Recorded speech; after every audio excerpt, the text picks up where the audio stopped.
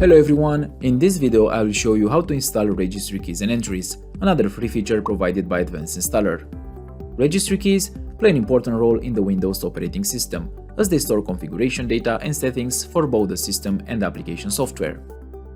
When creating installation packages, adding registry keys becomes an important step, as in this way you can ensure that the applications are properly configured and optimized for each user's system. Let's assume that we are creating an installer package for an application that requires a registry entry located in a key named app setting. We've set up the product details, so we can proceed to create a key. To do this, navigate to the registry page in Advanced Installer. In the left pane, you will find the special hive named Current User Local Machine.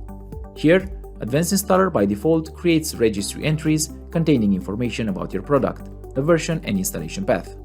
The registry entries added under this section will be installed either in the HKY current user or HKY local machine, depending on the type of installation, per user or per machine. To add a key, simply click on the New Key toolbar button and provide a name for the key. To add an entry, select the created key and use the New Value toolbar button. Assign a name to the entry.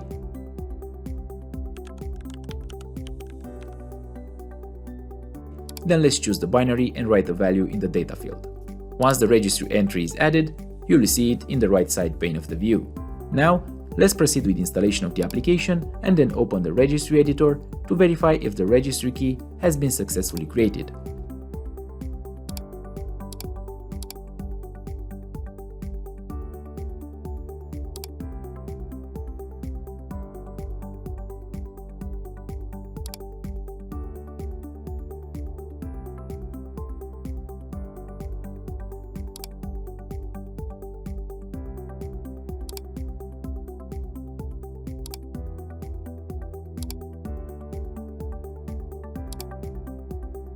As you can see, the registry has been installed.